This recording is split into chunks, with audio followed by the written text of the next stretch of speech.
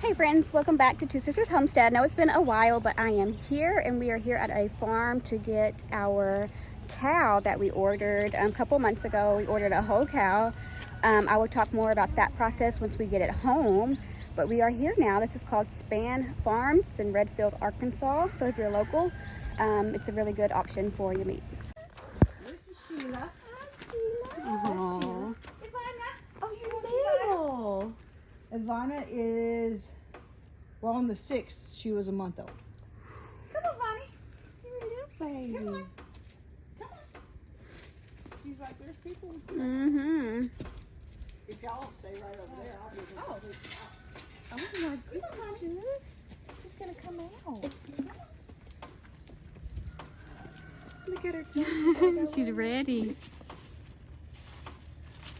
This is so cool. All right, yeah, Can we you touch her? Yes. Oh my goodness. She's Yes. thirsty.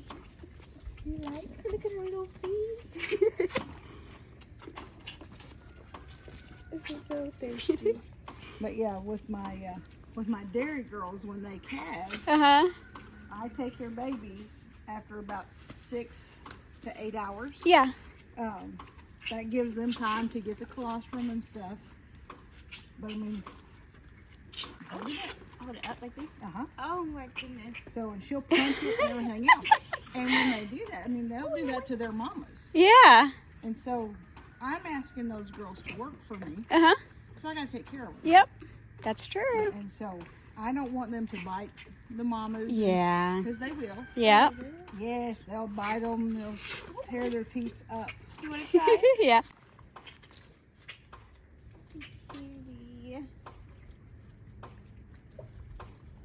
Yeah, does it pretty hard. Pat. Mm-hmm. Her name is Ivana. Okay. Okay, so we are back from Span Farms, and a little bit later I will talk more about that. But right now I just want to go ahead and show you the meat so we can go ahead and get it back in the freezer so we don't let it thaw out a little bit. So all down here in these 4 boxes, it is ground beef. So for ground beef, we have a total of 198 pounds, and that's divided up half. So we did 2-pound bags of meat because that's normally what we go to. No matter what meal we make, we normally do 2 pounds or more. So that is that. And then we're gonna move over here to the minute steaks. So here's all of the minute steaks that we have. And the count on those are 14 pounds, which is good. I mean, Packs. 20 packs. Yeah. Then we have our tenderized round steak. And let me find that.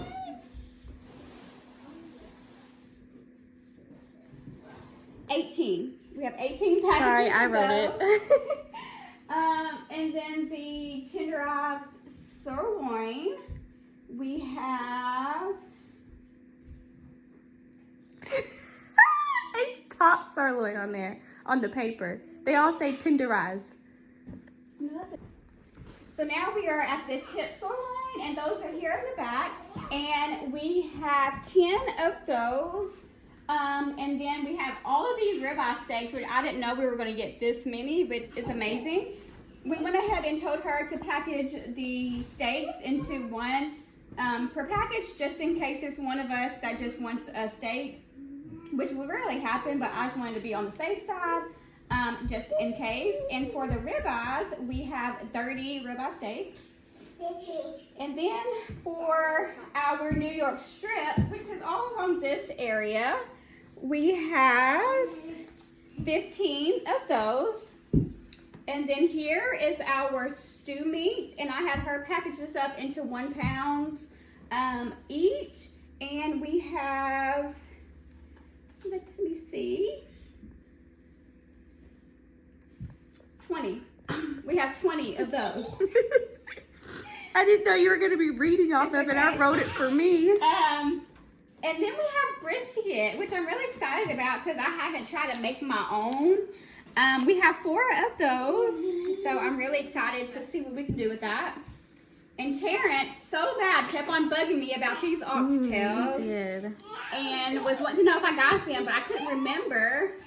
So we did get those. We got some flat iron right here. We have 4 of those. And then the chuck ice steak. We have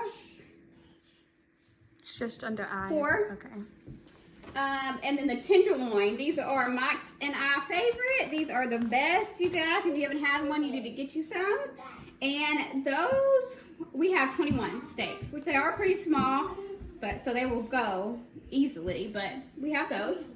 And then we have 6 of the boneless chuck roast.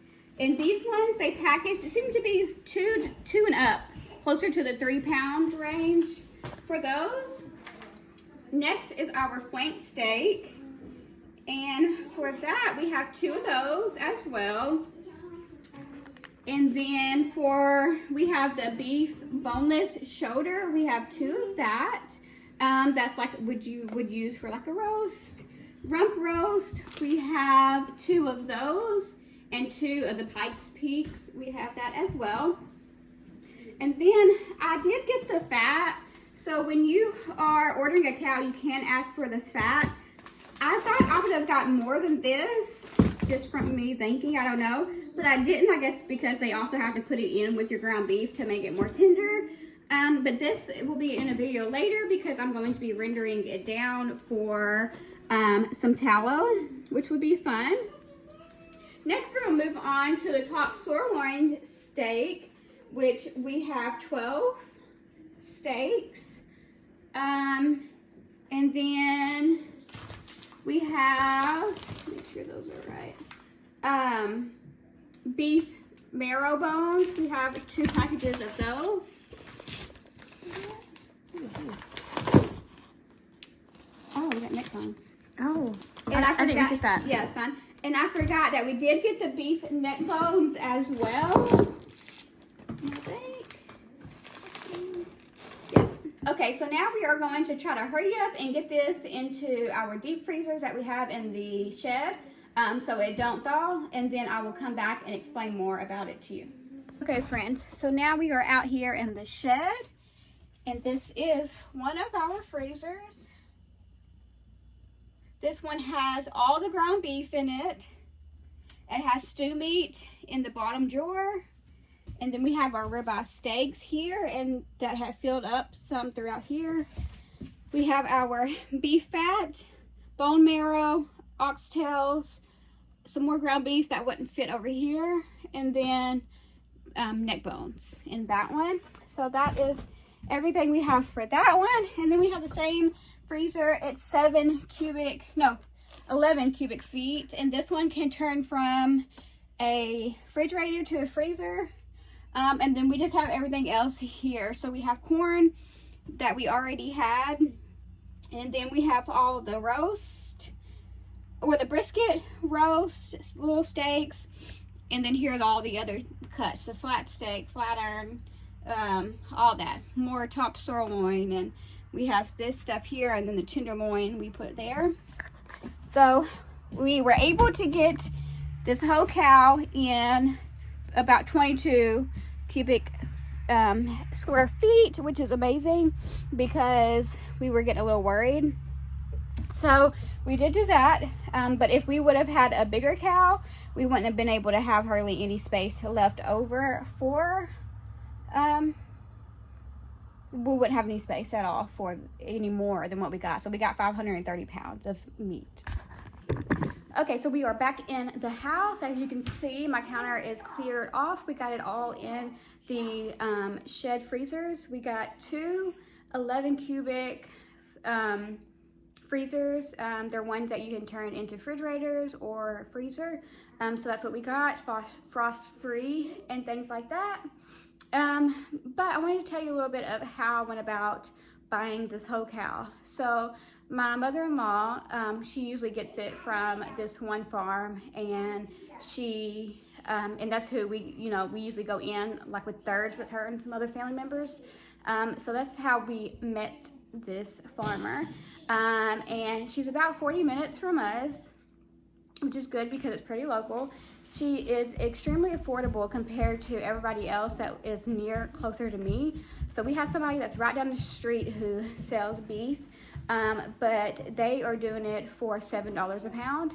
But here at Span Farms, she's doing it for $5 a pound, which is amazing, and it's very affordable. We got 530 pounds of meat, and we had to put down a $500 deposit, and then she took it to the butcher. Well, we waited a couple months. She took it to the butcher, and then she updated us when they took it and when they started cutting it, to give us a heads up that it will be within the next week or so that we will get it to make space. So we did that. And then also, she let us know when it was here, and she has a big freezer, and she said it'll be fine, just keep it here until you can come get it.